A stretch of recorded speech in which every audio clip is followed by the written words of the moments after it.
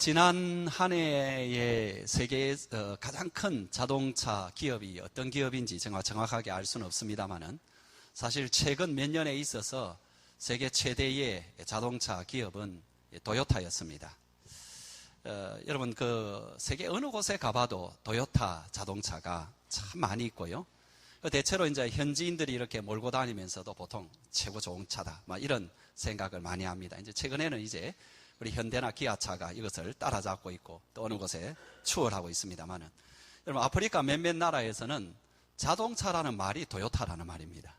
그래서 나 도요타 가지고 있다 이 말은 여러분 그냥 도요타 자동차 가지고 있다 그래서 그런 말이 아니라 현대차를 가지고 있어도 도요타 가지고 있다 이렇게 말을 합니다. 그만큼 여러분 이 도요타라는 것은 세계에 있어서 이 자동차로 있어서 굉장히 석권을 하고 있습니다.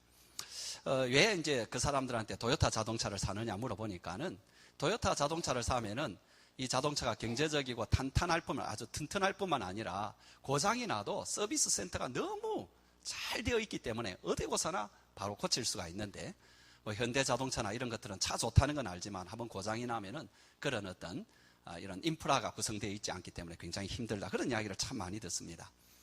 대단합니다. 이 세계적인 굉장한 기업이고요. 그런데 이런 도요타가 되기 위해서 처음부터 그런 것이 아니라 결정적으로 기여한 사람이 도요타 에이지라는 사람입니다. 이 사람은 누구냐 하니까 도요타의 창업자인 도요타 기치히로의 사촌 동생인데요. 뉴스위크에서 타임지에서 그를 평하기를 세계 최고의 자동차 회사를 만들어낸 마술사다 이런 칭찬을 받은 사람입니다.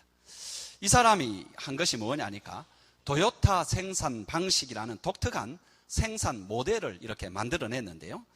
그 모델의 핵심의 내용이 뭐냐 하니까 모든 종류의 낭비를 이렇게 최소화시키는, 낭비를 막자는 그것이 핵심입니다. 그래서 생산에서 발생될 수 있는 낭비를 7가지로 나누고요. 그 각각의 낭비를 최대한으로 줄임으로 말미암아 여러분 어떤 생산성을 높이고 또 수익률을 높인다라는 거죠. 7가지 유형의 낭비가 뭐냐 하니까 제일 처음에는 일손의 낭비. 그러니까 일손이 그냥 놀도록 낭비시켜서는 안 된다는 것이고, 두 번째로는 작업자의 행동의 낭비, 동작에서 나오는 낭비. 그 다음에 가공 자체의 흐름에서 나오는 낭비, 운송에서 발생하는 낭비, 재고에서 나오는 낭비, 초과 생산에서 나오는 낭비. 이 재고하고 초과 생산은 좀 다른 어떤 의미가 있는 것 같아요. 그 다음에 불량품에서 나오는 낭비. 이렇게 세세하게 낭비의 유형을 구분을 해놓고 그것을 최소로 줄이고 보니까 어느덧 이 회사가 세계 최고의 회사가 되어 있다는 거죠. 여러분 몇 년 전에 한국의 재벌들과 그 후계자들이 거의 이 도요타 회사에 가가지고 그 도요타 정신 혹은 이 생산 어떤 체계 이런 어떤 것을 배우고 왔습니다. 참 놀라운 것은 낭비만 줄여도 세계를 제패할 수 있습니다. 그러고 보면 분명히 낭비는 악덕이고 절약은 미덕입니다.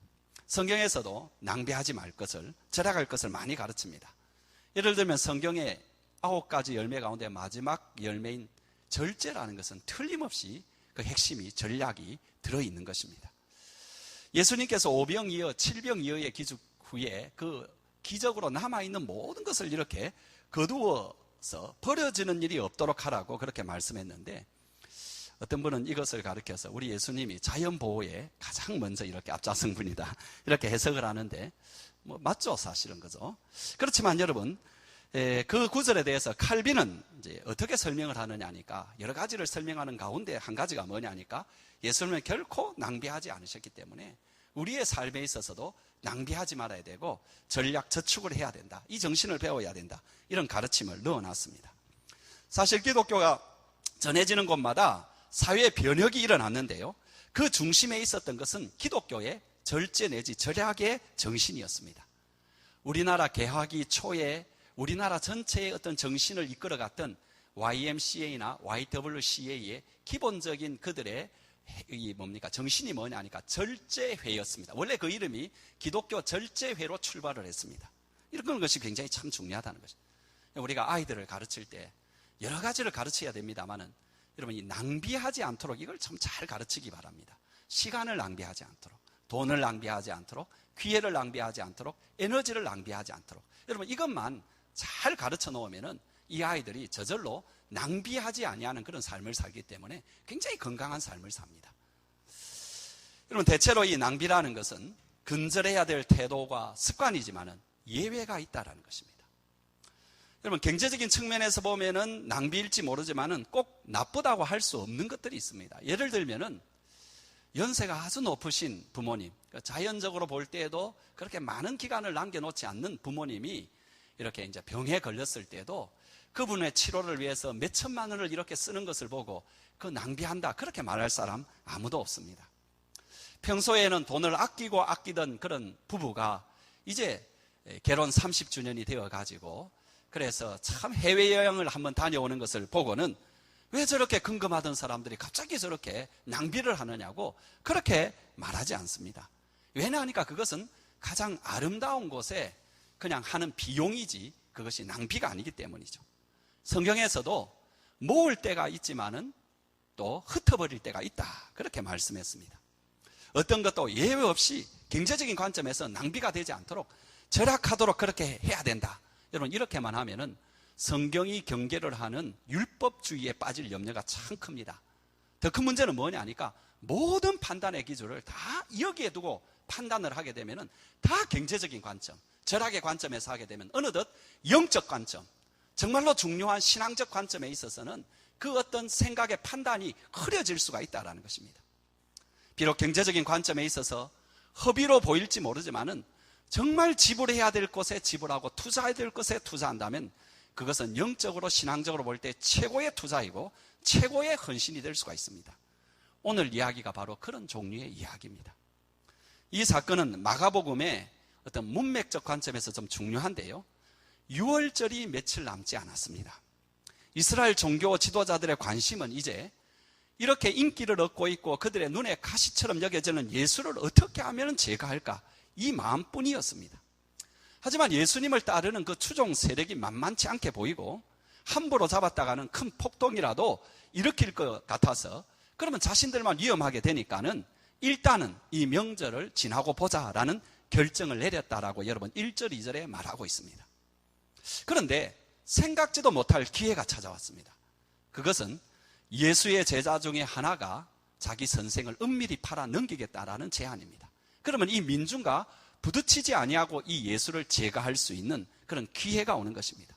그래서 그 제자를 만나서 거기에 상당한 값을 주고, 그리고 그 제자 가룟 유다는 예수를 넘겨줄 기회를 엿보고 있었다라는 것이 10절과 12절에 나옵니다. 바로 그 사이에 진행된 사건이 이 사건입니다. 한 여인이 값비싼 향유를 예수님의 머리에 붓는 이 사건이 오늘 일어났다라는 거죠. 여러분, 참 이것은 어떤 묘한 대조를 보여주고 있습니다. 여러분, 종교 지도자리라는 사람들은 예수를 죽이려고 하고 있습니다. 예수님의 제자라는 사람은 예수를 팔아 넘기려고 하고 있습니다. 그 사이에 한 여인이 자신의 모든 것을 다 드린 향유를 그 예수의 머리에 붓는 이 사건이 일어났다라는 것. 이것은 참으로 묘한 대조이고 마치 다이아몬드가 짙은 벨벳색 위에서 빛이 나는 것처럼 그렇게 빛나는 어떤 모습을 보여줍니다. 여러분, 이 여인의 행동은 겉으로 볼 때는 누구나 인정할 수 있는 낭비의 행동입니다. 경제적인 관점에서 본다면 비난받아야 될 사람은 이 여인입니다. 반면에 이 여인에 대해서 화를 내면서 그 허비한 향유로 가난한 사람들을 도왔으면 얼마나 좋았겠느냐고 하는 그 사람들. 여러분, 요한복음 12장에 보면 그 사람들의 중심에 가룟 유다가 있었는데요, 이들은 칭찬받을 만합니다. 그런데 예수님께서는 이 여인을 비난하는 사람들을 책망하시고 그 여인을 오히려 칭찬을 하셨습니다. 6절 보세요. 가만두어라. 너희가 어찌하여 그를 괴롭게 하느냐. 9절.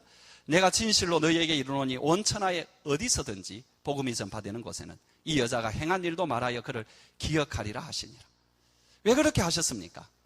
그것은 그 여인의 행동이 영적인 면에서 볼 때에, 신앙적인 면에서 볼 때에, 진짜의 면에서 볼 때에는 전혀 낭비가 아니라는 것입니다. 그 여인의 행동은 허비가 아니라 아름다운 일을 행했다라는 겁니다. 여러분 6절 다시 보세요. 우리 같이 읽어보겠습니다. 예수께서 이르시되 가만두라. 너희가 어찌하여 그를 괴롭게 하느냐. 그가 내게 좋은 일을 하였느니라. 여기 좋은 일이라는 것은 헬라어로 그대로 말하면은 물론 좋다는 뜻도 있지만 더 강한 뜻은 아름답다라는 뜻이죠. 이 여자가 참 아름다운 일을 했다.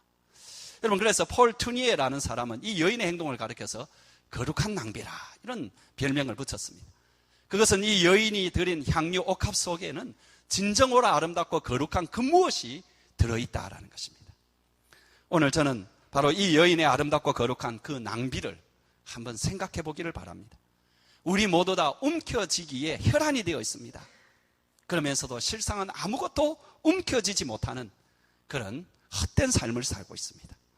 많이 가지고 있는 듯이 보이지만 진작은 그것을 가지고 그 아름다운 어떤 일도 만들어내지 못하는 그런 어떤 부조리 속에 우리가 살아가고 있습니다. 그러나 이 여인은 우리가 자세히는 모르지만 별로 가진 것도 없고 그 과거가 참으로 힘들었던 그런 어떤 여인이었지만은 그 여인은 주님께 아름다운 일을 행했다라는 그 위대한 칭찬을 받았기 때문에 우리가 이 여인을 본받는 것이 얼마나 중요하겠습니까? 가진 것이 적었고 없었지만은 그것으로 결정적으로 주님 앞에 칭찬을 듣는 그런 행동을 했다면은 저와 여러분이 이 여인에 대해서 얼마나 부러운 마음, 질투하는 마음, 사모하는 마음으로 바라보아야 되겠습니까? 이 여인에게 배울 것이 참 많습니다. 그 중에 가장 대표적인 것은 먼저 계산하지 아니하고 다 드리는 순전한 사랑을 우리는 배워야 됩니다. 이 여인이 드린 향유 옥합에는 예수를 향한 순전한 사랑이 들어있습니다. 여러분 3절을 우리가 한번 같이 읽어보겠습니다. 한 여자가 매우 값진 향유 곧 순전한 나드 한 옥합을 가지고 옥합을 깨뜨려 예수의 머리에 부으니, 여러분 이 여인이 예수께 드린 향유가 순전한 향유였던 것처럼 이 여인이 예수께 드리는 사랑이 순전한 사랑입니다. 이 향유를 드리는 사랑이 순전한 사랑입니다. 주님을 향한 순수한 사랑을 가지고 있었기 때문에 이 여인은 계산하지 아니했습니다.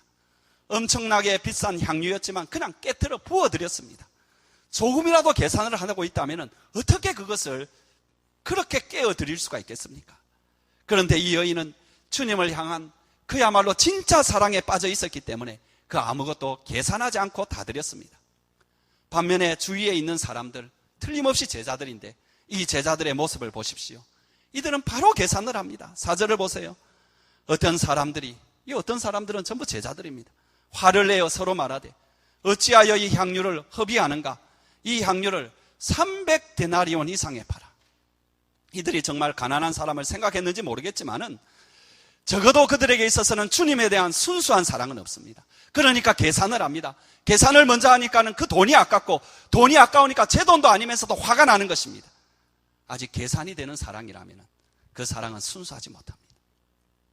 제자들의 이 계산하는 사랑에 비해서 이 여인이 얼마나 계산하지 아니하고 다 드리는 그런 순수한 사랑인지 그것을 보여주는 말이 있는데 그 말이 옥합을 깨트려라는 말입니다. 여러분 이 옥합이라는 것은 알바스토론이라는 그 이름을 가진 병인데요.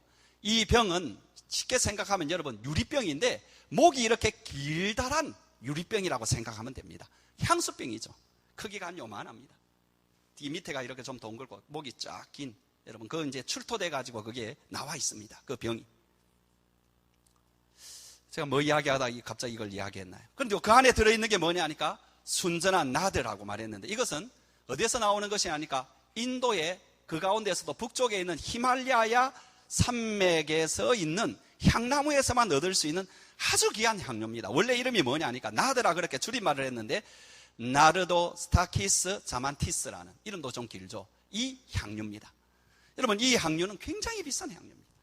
여러분 이 향료는 여인들이 보통 결혼 준비 물품으로 그 당시에 여러분 조금 돈이 생기면 이 향유를 사가지고 그 알바스토론이라는 옥합 속에 저축을 하고 또 집어넣고 또 집어넣고 그래서 옥합을 이렇게 채워갑니다. 그래서 그들은 생각하기를 그 옥합이 어느 정도 차게 되면은 소위 결혼할 준비금이 다 마련됐다 이렇게 생각을 한 거죠. 아마 이 여인도 틀림없이 그렇게 준비를 해서 모았을 가능성이 큽니다. 여러분 그 병이 다 차면은 그 가치가 여기 나오는 대로 300데나리온 정도가 되는데 여러분 이 돈은 어느 정도 될까요? 우리 예수님께서 오병이어의 기적을 할 때에 장정만 5,000명이었고 나머지 사람만 치면은 아마 15,000명은 넘었겠죠. 한 2만 명이 됐는지 모르겠습니다. 그 사람들을 먹일 수 있는 돈이 얼마였느냐 하니까 200데나리온이었습니다. 그보다 100데나리온이 많습니다. 굳이 돈으로 환산을 하자면은 1년치의 노동자의 월급보다도 좀 많은, 그래서 3천만 원 내지 4천만 원 정도 되는 그런 돈이라고 말할 수 있습니다. 뭐 3, 4천만 원 그렇게 많지는 않네요. 여러분, 요만한 향수가 지금 3, 4천만 원 합니다. 얼마나 비싼 겁니까? 아마 여기에 3, 4천만 원이 들었으면 제가 이거 들지도 못했을 겁니다. 그냥 멀찌 얘기 나눠놓고 있겠죠. 그죠? 여러분, 그게 지금 이 값어치입니다.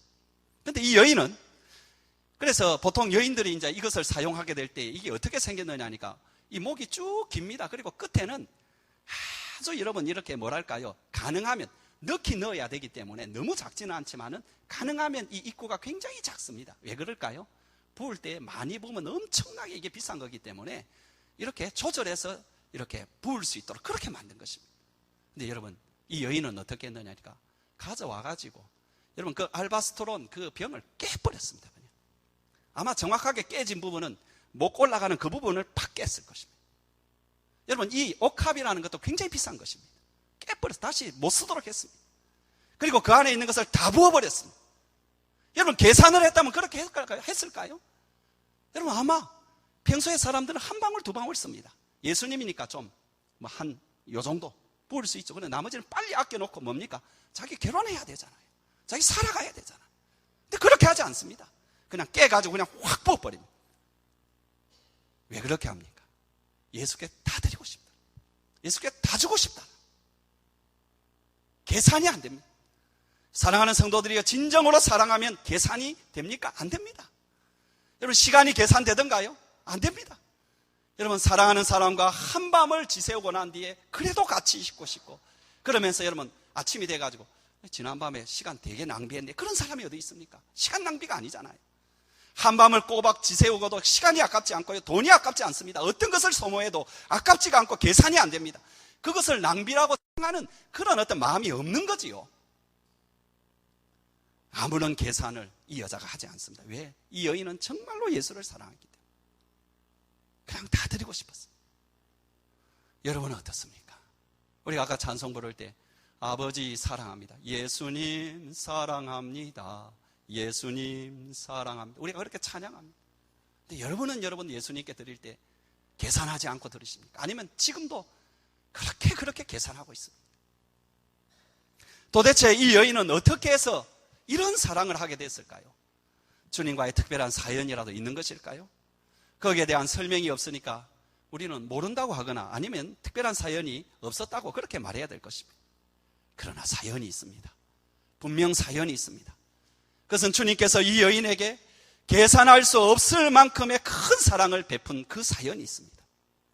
도대체 얼마만큼의 사랑을 하셨는가 하니까 당신의 생명을 주시는 사랑만큼 그렇게 사랑하셨습니다. 오늘 여러분, 이 본문에는 돈을 계산하는 부분이 두 곳이 된다라는 것을 여러분 눈치채셨습니까? 한 곳에서는 이 여인이 예수님께 쏟아부은 향유값이 계산되고 있고, 또 한 곳에서는 유다가 팔아먹을 예수의 몸값이 계산되고 있습니다. 두 가지 다 예수의 몸의 값에 대한, 몸의 가치에 대한 계산입니다. 가룟 유다가 계산하는 것은 살아있는 예수의 몸값이고, 이 여인이 쏟아부을 향유는 곧 죽으실 예수의 시체를 위한 어떤 그 값입니다. 각각 얼마입니까? 하나는 향유값이 300데나리온이고요. 유다가 팔아먹을 몸값은 여기 마가복음에 나와 있지 않지만 다른 복음에 참조를 하게 되면 은 30이라고 했습니다. 여러분, 은 30은 당시에 노예의 한 사람의 보통 값어치가 은 30이라고 했습니다. 그러니까 그것을 아마 돈으로 따지면 이것도 몇 천만 원 정도 될 것입니다. 그러니까 사실 이 돈은 가치로 계산하면 비슷비슷합니다. 하지만 그들의 마음속에 있는 예수에 대한 가치는 천냥지차입니다. 가룟 유다에게 있어서 예수란 가치는 그저 팔아먹을 정도밖에 되지 않는 존재였습니다. 그저 한 마리의 노예값 정도밖에 되지 않았습니다. 그에게 있어서 예수라는 존재는 수단이었고 도구였습니다. 써먹는 존재였습니다. 그러나 이 여인에게 있어서 예수란 존재는 세상의 그 무엇과도 바꿀 수 없고 그 누구도 비교할 수 없는 절대적인 존재였습니다. 여러분, 이 순전한 나드 향은 여인들이 귀하게 쓰는 그런 향수로 쓰였지만 아주 특별한 경우에 있어서는 죽은 시체에도 발라주었는데 아주 고귀한 사람이 죽었을 때. 그런데 예수님, 지금 이 여인은 이 예수님의 그 죽음을 예비하면서 그에게 한 방울이 아니라 그 모든 것을 쏟아 부었습니다. 왜 그랬을까요? 그만큼 예수가 그에게 있어서 그렇게 가치하고 그의 죽음이 그렇게 가치롭기 때문에 그는 그 모든 것을 다 쏟아 부어도 아깝지가 않았다는 것입니다. 여러분에게 있어서 예수란 누구입니까? 예수의 가치는 무엇입니까? 여러분, 이 여인은 예수의 가치, 예수의 죽음에 대한 사랑의 가치, 그 가치를 알았기 때문에 자신이 드릴 수 있는 전부를 다 드렸습니다. 8절을 여러분 다시 한번 읽어봅시다. 그는 힘을 다하여 내 몸에 향유를 부어 내 장례를 준비하였다. 여러분, 이 여인이 힘을 다하였습니다. 아마 더 있었으면 300데나리온이 아니라 3000데나리온, 30,000데나리온, 3억 데나리온의 가치라도, 그런 향유라도 그는 드렸을 것입니다. 드릴 수 있는 그가 전부를 드렸습니다. 이 향유 안에는 그의 생명이 들어있고, 그의 결혼이 들어있고, 그의 장래가 들어있고, 그의 꿈이 들어있고, 그의 행복이 들어있고, 그의 모든 것이 다 들어있습니다. 그런데 그것을 몽땅 다 깨서 드려버렸어요. 왜요? 예수가 누구인지 알았기 때문에, 예수가 얼마나 귀한지 알았기 때문에, 그리고 그분이 그 귀한 몸이 자기를 위하여 오시고 자기를 사랑하시고 자기를 위하여 내어주실 것을 제대로 알았기 때문에, 여러분, 3년이나 따라다녔던 제자들은 몰랐습니다. 그 중에 한 사람은 그래서 예수를 팔아먹으려고 지금 하고 있습니다. 근데 이 여인은 웬일인지, 예수가 누구인지, 예수의 가는 길이 무엇인지, 예수의 죽으심이 무엇인지 알아차렸습니다. 그 귀하신 몸이 자신을 위하여 죽으실 것을 알아차렸습니다. 그래서 그 여인은 그 장례를 위하여 자신의 모든 것을 다 드려도 아깝지 않았습니다. 그 큰 사랑에 자신도 할 수 있는 최고의 사랑, 순전한 사랑을 드리고 싶었습니다. 그래서 그 여인은 그의 모든 것을 예수의 머리에 쏟아붓고 눈물로 그 머리를 씻기는 것입니다. 그러면 여러분, 이 여인에게만 예수는 그렇게 존귀한 존재입니까? 이 여인만 이런 예수의 존귀한 사랑을 받았습니까? 예수께서는 이 여인만을 위해서 오셨습니까? 이 여인만을 위해서 고난당하셨습니까?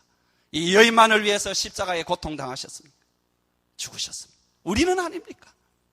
우리에게는 이 예수는 누굽니까? 여전히 수단입니까? 아니면 이 여인에게처럼 정말로 귀한 존재, 절대적인 존재입니다. 저와 여러분에게 예수보다 더 귀한 것이 무엇이 있습니까? 예수께로부터 받은 사랑이 이 여인에게서 받은 사랑, 이 여인이 받은 그 사랑에 결코 뒤지지 않습니다. 날마다 짓는 죄로 천국을 잃어버린 우리입니다. 이 땅에서 어떤 소망도 없이, 방법도 없이, 길도 없이 살았던 비참한 사람들입니다. 그런데 예수께서 그런 우리를 위해서 오셨고 고난을 당하셨고 당신의 거룩한 몸을 십자가 죽음까지 당해주셨습니다. 이 예수보다 더 귀한 것이 도대체 무엇이 있습니까? 저는 지난주에 찬양대회에서 이어전도인가요? 거기에서 찬양한 그 내용이 항상 이번 한 주간 동안 내내 저의 입속에서 이렇게 흥얼거려졌습니다. 예수 예수 오직 예수님뿐 내게 가장 귀하고 귀하다. 세상 친구 주님께 비하려 내 괴로움 걸머지시는 나의 주 예수. 예수 예수 오직 예수 내게 가장 귀하다. 햇빛 비치는 때나 폭풍 몰아칠 때에 그 언제나 날 지키리 오직 예수. 우리 찬양 한번 같이 한번 불러보겠습니다.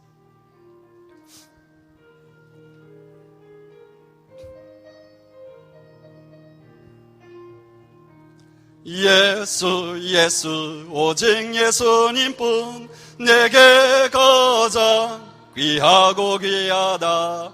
세상 친구 주님께 비하려 내 괴로움 걸머지시는 나의 주 예수. 예수 예수 오직 예수 내게 가장 귀하다. 햇빛 비치는 때나 폭풍 몰아칠 때에 그 언제나 날 지키리 오직 예수. 예수 예수 오직 예수님뿐 험한 길에 늘 동행하시며 내 원수들 날 애워쌀 때도 날 위해 싸워 이기신 나의 주 예수. 예수 예수 오직 예수 내게 가장 귀하다. 햇빛 비치는 때나 폭풍 몰아칠 때에 그 언제나 날 지키리 오직 예수. 예수 예수 오직 예수님뿐 죄인의 법 진리의 주로다. 변함없고 늘 살아계시니 날 구원하신 능력의 구세주 예수, 예수, 예수, 오직 예수, 내게 가장 귀하다. 햇빛 비치는 때나 폭풍 몰아칠 때에 그 언제나 날 지키리 오직 예수. 여러분, 여러분에게 예수는 오직 예수라고 부를 만큼 정말로 여러분에게 그렇게 가치 있는 분이십니까? 여러분, 그렇다면 여러분은 주님께 무엇을 드리겠습니까? 여러분이 드리는 것을 보면은 예수를 어떻게 생각하는지 알 수가 있습니다. 아직도 계산하고 있습니까? 어느 정도 드리면 될까 계산하고 있습니까? 주님은 여러분에게 계산하지 아니하고 다 드리셨는데, 온 우주보다도 더 귀한 그것을 그냥 아낌없이 다 드리셨는데, 그것이 노예 한 마리의 값으로 풀리는 것처럼 그렇게 내버려 두셨는데, 그렇게 우리를 사랑하셨는데, 여러분은 무엇을 드리고 있습니까? 우리는 무엇을 드리고 있습니까? 리빙스턴의 전기에 나오는 이야기입니다. 이 리빙스턴이 아프리카에서 이렇게 사역을 하는 가운데 한 추장에게 전도를 했는데, 마치 그 추장이 예수를 믿고 너무 감사해서 자신의 구원받은 그 고마운 마음을 표현하고 싶었습니다. 그래서 어느 날 그가 아주 귀한 밀가루 한 자루를 들고 와서 그 구원의 고마움의 표시로 드리고자 했을 때 리빙스턴이 이렇게 말했습니다. 죄송하지만 하나님께서는 밀가루 한 포대로 만족하지 않으십니다. 이 추장이 근심하는 얼굴로 돌아갔습니다. 그리고 또 며칠이 지나고 나는데 이번에는 다시 밝은 모습으로 이렇게 오는데 그가 가장 아끼는 말을 가지고 찾아왔습니다. 밀가루가 부족하다니 이것은 제가 가지고 있는 물건 중에 가장 비싼 건데 이 비싼 말을 드립니다. 그러자 이 리빙스턴이 다시 말하기를 하나님은 그 정도로 만족하지 않으십니다. 이렇게 말했습니다. 이 추장의 얼굴이 더 굳어진 채로 돌아가더니만은 이번에는 아주 특별한 것을 가지고 왔습니다. 그것은 어떤 핀이었는데 그것은 추장이라는 어떤 표시를 해주는 핀이었습니다. 그 추장직을 보증해주는 어떤 물건이었는데, 그런데 리빙스턴이 또다시 말하기를 글쎄요, 그 정도로 하나님께서 만족하실까요? 이렇게 말했습니다. 이제 더 이상 줄 것이 생각나지 않냐고 없을까 하던 추장이 화가 났습니다. 화가 나서 이렇게 말했습니다. 아니 이것도 안 된다면 도대체 뭘 내가 드릴 수 있단 말입니까? 이제 제게 남아있는 것은 아무것도 없습니다. 여러분 영어로 말하면 except me there is nothing to be remained. 남아있는 것이 아무것도 없다. apart from me. 그때에 그 리빙스턴이 말할 때 except me, 당신은 남아있지 않느냐. 주님께서 정말로 원하시는 것은 당신이라. 당신을 주님께 드려야 된다. 사랑하는 여러분, 주님은 우리를 위해서 당신을 드렸습니다. 당신이라는 옥합을 깨트렸습니다. 그렇다면 이제 우리가 주님을 위해서 우리의 옥합을 깨트려야 됩니다. 우리의 옥합이 무엇입니까? 우리 자신입니다. 우리의 삶을 드려야 됩니다. 우리의 시간을 드려야 됩니다. 우리의 에너지를 드려야 됩니다. 우리의 기회를 드려야 됩니다. 아낌없이 계산하지 말고 다 드려야 됩니다. 그럴 때 예수님께서는 그것을 받으십니다. 그것이 아름다운 헌신입니다. 마지막으로 이 여인에게 배울 수 있는 그것은 놓칠 수 없는 기회를 붙잡는 모습입니다. 여러분, 이 여인의 낭비가 거룩하다고 불리우는 것은 하나님 나라의 시기에 있어서 굉장히 그 기회를 놓치지 아니하고 어떤 기여를 하는 행동이었기 때문입니다. 낭비같이 보이는 이 향유 부음이 예수의 죽음을 예비하는, 또 죽음에 대한 중요한 준비가 되기 때문입니다. 사람들이 비난의 핑계로 삼았던 가난한 사람들에게 나누어 주는 것을 주님께서는 지금 나무라거나 비난한 것이 아닙니다. 다만 주님께서는 그 시기의 중요성을 가지고 당신에게 향유를 부은 것을 잘했다고 말하고 있습니다. 그러면 7절 8절 우리 한번 같이 읽어보겠습니다. 가난한 자들은 항상 너희와 함께 있으니 아무 때라도 원하는 대로 도울 수 있거니와 나는 너희와 항상 함께 있지 아니하리라. 그는 힘을 다하여 내 몸에 향유를 부어 내 장례를 준비하였느니라. 가난한 자들을 돕는 것을 과소평가한 것이 아니고 내가 너희와 항상 함께 있을 이 시간이 없다라는 것입니다. 지금 주님의 일을 위해서, 그 장례를 위해서 지금 무언가 기여할 일이 있는데 그것이 기회인데 그것을 놓치지 아니한 것에 대해서 주님께서는 크게 그를 칭찬하는 것입니다. 사랑하는 성도 여러분, 우리가 그리스도인으로 살아가면서 착각하는 것 가운데 가장 큰 것이 하나 있습니다. 이것 때문에 수많은 사람들이 자기 자신을 속이면서 살아가고 있습니다. 예수를 섬긴다고 하면서 실제로 예수를 섬기지 않고 살아가고 그러다가 끝납니다. 착각이 있습니다. 뭐냐 하니까 하나님의 뜻이라는 것은 언제든지 그대로 있는 것이고 내가 기회가 되면 할 수 있다라고 생각합니다. 그래서 하나님의 뜻을 어떻게 하느냐 하니까 죽어있는 박제되어 있는 법조문으로 생각합니다. 그렇지 않습니다. 하나님의 뜻은 살아있습니다. 살아있는 하나님의 뜻입니다. 그래서 거기에는 내용도 포함되어 있지만은 시간과 장소, 기회도 포함되어 있습니다. 살아있는 것입니다. 예를 들어 제가 말씀드리겠습니다. 이스라엘 백성이 가네스 바네아에서 바로 가나안 땅으로 진격해 들어가는 것이 하나님의 뜻이었습니다. 그런데 이 뜻을 백성들이 어겼습니다. 그리고 난 뒤에 하나님의 책망과 또 징벌을 받았습니다. 그때서 이 사람들 가운데 몇몇 사람이 우리가 잘못했다고 하면서 다시 가나안 땅으로 진격해 들어가자고 할 때에 하나님께서는 이제는 그것이 하나님 당신의 뜻이 아니라고 했습니다. 그럼에도 불구하고 그들이 하나님의 뜻이겠지라고 우기면서 가나안 땅에 들어갔을 때 그 사람은 다 죽었습니다.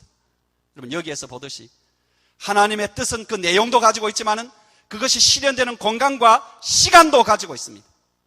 그래서 하나님의 뜻을 따를 때에는 그 기회를 잃어버리면 더 이상 하나님의 뜻을 따를 수가 없습니다. 하나님의 뜻을 이룰 수가 없습니다. 우리는 생각할 때에 지금 당장 하지 않아도 나중에 기회가 되면 그렇게 하겠지, 그러면 하나님의 뜻을 따르겠지, 그렇게 생각합니다. 그것이 가장 큰 착각입니다. 기회를 놓치면 다시 오지 않습니다. 재미있는 말이지만 좀 재미있지만은 심각하게 들어야 될 어떤 농담이 하나 있습니다.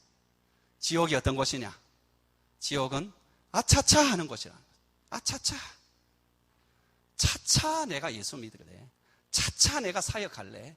차차 내가 봉사할래. 차차 뭐 일하지. 차차 이거 고쳐보지. 차차 하다가 아차차.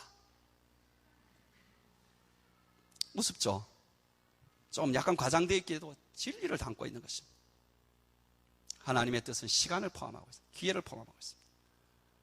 여러분 헌신과 봉사와 사역과 순종 여기에는 시간이 포함되어 있습니다.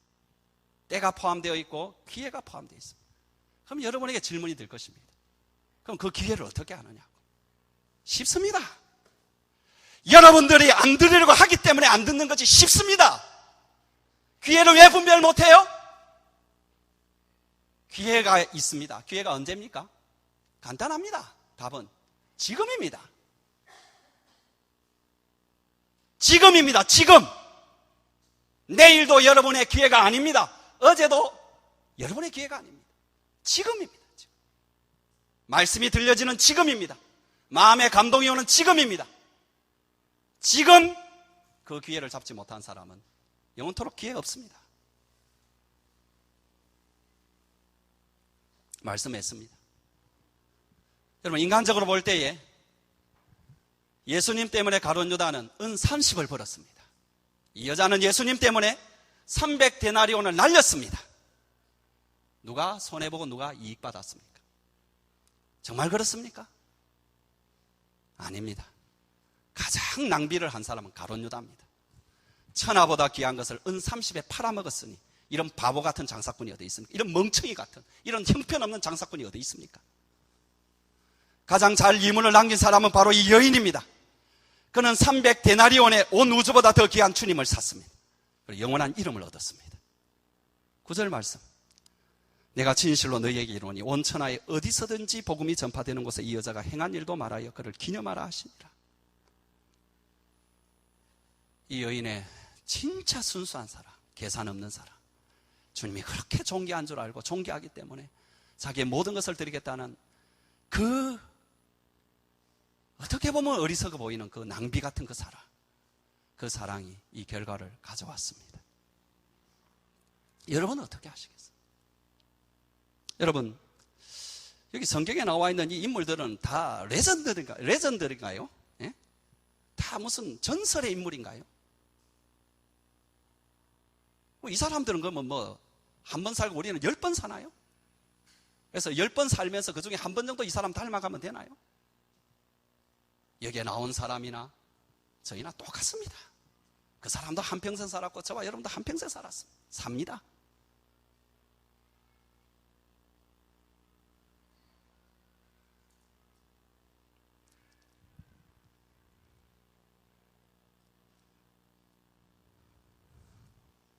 사랑하는 성도 여러분,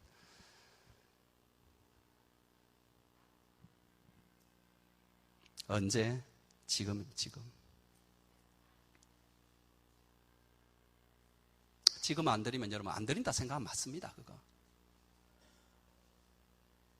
알아서 하세요. 마음이 참 아픕니다. 제 마음이 참 아픕니다.